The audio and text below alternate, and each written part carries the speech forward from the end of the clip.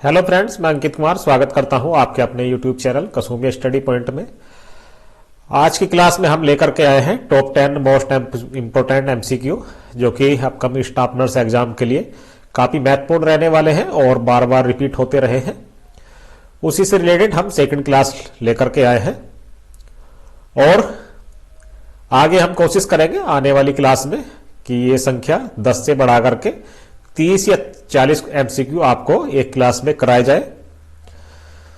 और जो student channel पर नए हैं उस चैनल को सब्सक्राइब अवश्य कर ले, जिससे आने वाले वीडियो का नोटिफिकेशन आपको सबसे पहले मिल सके। तो चलिए शुरू करते हैं आज की क्लास। हेलो फ्रेंड्स, मैं अंकित कुमार स्वागत करता हूं आपके अपने यूट्यूब चैनल कसुम्बिया स्टडी पॉइंट में। आज की क्लास में हम लेकर के आए हैं टॉप 10 मोस्ट इम्पोर्टेंट एमसीक्यू, जो कि अपकमिंग स्टाफ नर्स एग्जाम के लिए काफी महत्वपूर्ण रहने वाले हैं और बार बार रिपीट होते रहे हैं। उसी से रिलेटेड हम सेकंड क्लास लेकर के आए हैं और आगे हम कोशिश करेंगे आने वाली क्लास में कि ये संख्या 10 से बढ़ा करके 30 या 40 एमसीक्यू आपको एक क्लास में कराए जाए। और जो स्टूडेंट चैनल पर नए हैं उस चैनल को सब्सक्राइब अवश्य कर ले, जिससे आने वाले वीडियो का नोटिफिकेशन आपको सबसे पहले मिल सके। तो चलिए शुरू करते हैं आज की क्लास। पहला क्वेश्चन है,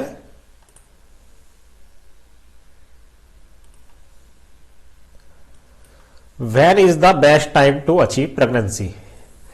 प्रेगनेंसी अचीव करने का बेस्ट टाइम क्या होता है? ऑप्शन ए दिया गया है mid day between 7 to 8 day of ovulation, मतलब 7 से 8 दिन का समय ओवल्यूशन के बीच का। ऑप्शन बी दिया गया है immediately after starting of menses. C option दिया गया है 14 days after the beginning of next period. और ऑप्शन डी दिया गया है 14 days before the next period is expected. तो जो प्रेगनेंसी अचीव करने का सबसे बेस्ट टाइम होता है वो होता है 14 days before the next period. तो यहां पर आपका राइट आंसर डी हो जाएगा।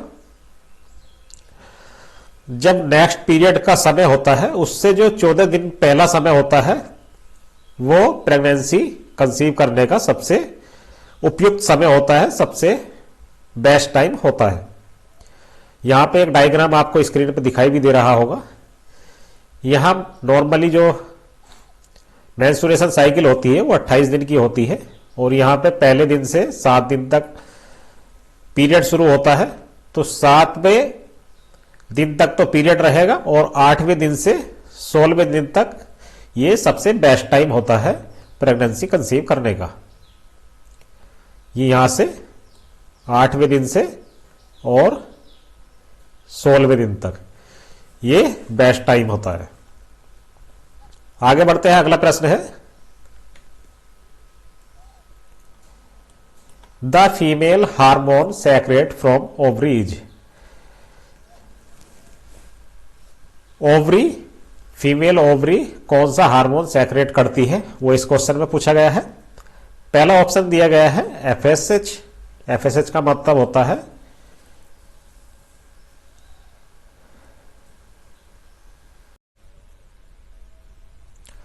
और कई एग्जाम में फुल फॉर्म भी पूछी गई है एफएसएच की। तो एफएसएच की फुल फॉर्म जो होती है वो होती है follicle stimulating hormone. Option B दिया गया है एस्ट्रोजन। ऑप्शन सी दिया गया है एलएच ल्यूटिनाइजिंग हार्मोन और ऑप्शन डी नन। तो यहां पर हमें इन 4 ऑप्शन दिए गए हैं, यहां से बताना है कि जो ओवरी होती है वो कौन सा हार्मोन सेक्रेट करती है। तो यहां पर हमारा राइट आंसर एस्ट्रोजन हो जाएगा, यानी आपका बी ऑप्शन सही है। आगे देख लेते हैं ओवरी कौन कौन से हार्मोन सेक्रेट करती है, क्योंकि एग्जाम में कोई सा भी हार्मोन्स पूछा जा सकता है। तो पहला करती है एस्ट्रोजन, दूसरा प्रोजेस्टेरोन, तीसरा टेस्टोस्टेरोन, फोर्थ वन एंटीमुलेरियन और फिफ्थ वन इनहिबिन ए और इनहिबिन बी। तो ये भी आपको याद रखने वाली बात है कि ओवरी के द्वारा कौन कौन से हार्मोन्स सेक्रेट किए जाते हैं आपको पता होना चाहिए, क्योंकि एग्जाम में कोई सा भी हार्मोन्स क्वेश्चन में पूछा जा सकता है। चलिए आगे बढ़ते हैं, अगले प्रश्न की बात कर। नेक्स्ट क्वेश्चन है the first event of puberty in girls. तो प्यूबर्टी का फर्स्ट इवेंट होता है गर्ल्स में, उसको क्या बोलते हैं, वो इस क्वेश्चन में पूछा गया है। ऑप्शन ए दिया गया है मिनार्च, ऑप्शन बी दिया गया है थिलार्च, ऑप्शन सी दिया गया है प्यूबार्च और ऑप्शन डी दिया गया है पेन एब्डोमेन। तो जो फर्स्ट इवेंट होता है गर्ल्स में प्यूबर्टी का, उसको थिलार्च बोलते हैं। तो यहां पर आपका राइट आंसर बी हो जाएगा। कौन कौन से इवेंट होते हैं फर्स्ट टाइम और उनको क्या क्या बोलते हैं वो भी देख लेते हैं। थिलार्च जब फर्स्ट टाइम ब्रेस्ट का डेवलपमेंट होता है गर्ल्स में, उसको थिलार्च बोलते हैं। प्यूबार्च बोलते हैं जब फर्स्ट टाइम गर्ल्स में एक्जली और प्यूबिक हेयर डेवलप होने शुरू हो जाते हैं, उसको प्यूबार्च बोलते हैं। और मिनार्च उस कंडीशन को बोलते हैं जब फर्स्ट टाइम गर्ल्स में पीरियड आता है, मेंस्ट्रुअल पीरियड आता है, उस टाइम को हम मिनार्च बोलते हैं। जब गर्ल्स में फर्स्ट टाइम पीरियड आता है उसको हम मिनार्च बोलते हैं।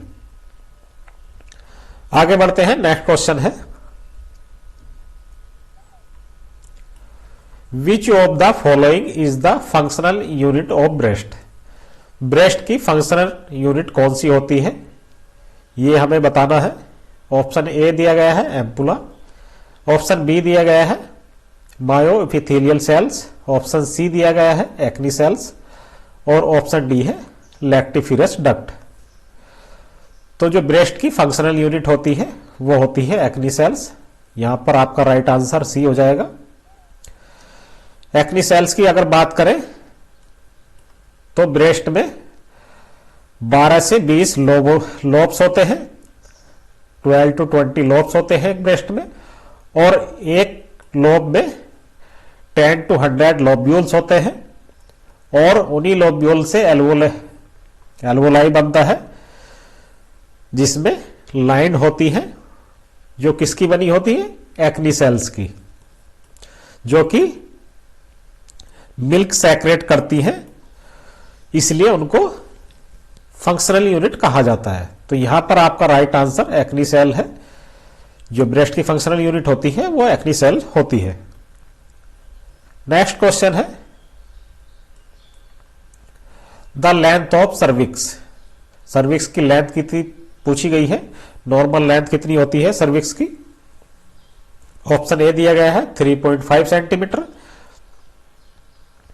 ऑप्शन बी दिया गया है 4.5 सेंटीमीटर, ऑप्शन सी है 2.5 सेंटीमीटर और ऑप्शन डी है नन ऑफ द अबव। तो जो सर्विक्स होती है उसकी जो लेंथ होती है नॉर्मली वो होती है 2.5 सेंटीमीटर। तो यहां पर आपका राइट आंसर सी हो जाएगा। आगे बढ़ते हैं, नेक्स्ट क्वेश्चन है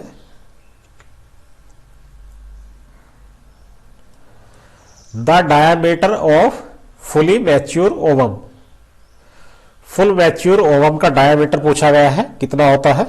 ऑप्शन ए दिया गया है 100 microns, option B 90 microns, option C 130 microns और ऑप्शन डी 140 माइक्रॉन्स। तो जो फुल मैच्योर ओवम का डायामीटर होता है वो होता है 130 माइक्रॉन्स। और कुछ बुक्स में ये 120 भी दिया गया है, तो वो हमें फिर देखना होगा कि क्वेश्चन में ऑप्शन क्या क्या दिए गए हैं। उस ऑप्शन के हिसाब से जो हमारे राइट आंसर के सबसे नजदीक होगा वही हमारा राइट आंसर होगा। तो यहां पर हमारा जो राइट आंसर हो जाएगा वो हो जाएगा C option 130 microns. Mature ovum की अगर बात करें तो ये ह्यूमन बॉडी की लार्जेस्ट सेल भी कही जाती है या होती है।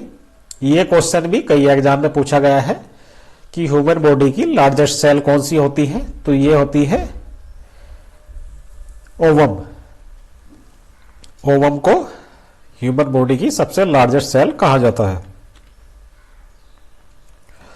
नेक्स्ट क्वेश्चन है वार्थोलिन gland in present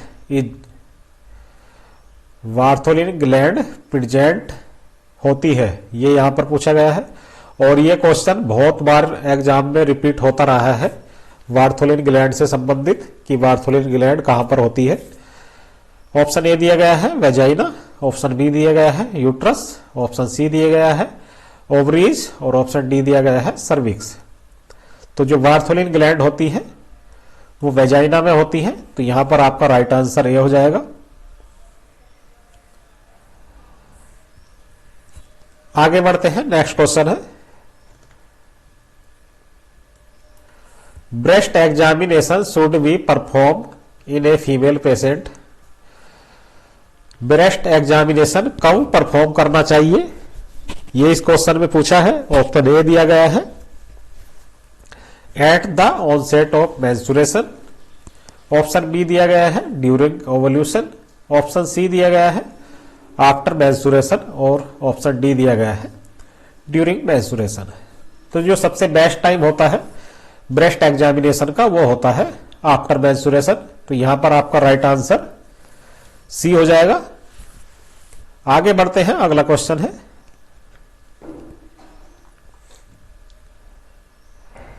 the average value पूछी गई है यहां, the average breast loss in a normal menstrual, यानी जो मेंस्ट्रुएशन पीरियड होता है, मेंस्ट्रुअल पीरियड होता है, वहां पर एवरेज ब्लड लॉस कितना होता है वो यहां पर पूछा गया है। ऑप्शन ए है 200 से 250 ml, ऑप्शन बी है 50 से 100 ml, ऑप्शन सी है 100 से 150 ml, और ऑप्शन डी है 150 से 200 ml। तो जो एवरेज ब्लड लॉस होता है मेंस्ट्रुएशन साइकिल में वो होता है 50 to 100 ml, और नॉर्मली 30 to 40 ml होता है, और जो एवरेज होता है वो 50 से 100 तक भी हो सकता है। तो यहां पर आपका राइट आंसर बी हो जाएगा। नेक्स्ट क्वेश्चन है the constant phase in menstrual cycle is, option A menstrual phase, option B proliferative phase, option C luteal phase, और option D ovulation phase. Constant phase पूछी गई है मेंस्ट्रुअल साइकिल की, तो वो होती है लुटियल फेज। तो ये आपका राइट आंसर यहां पर आपका सी हो जाएगा, लुटियल फेज।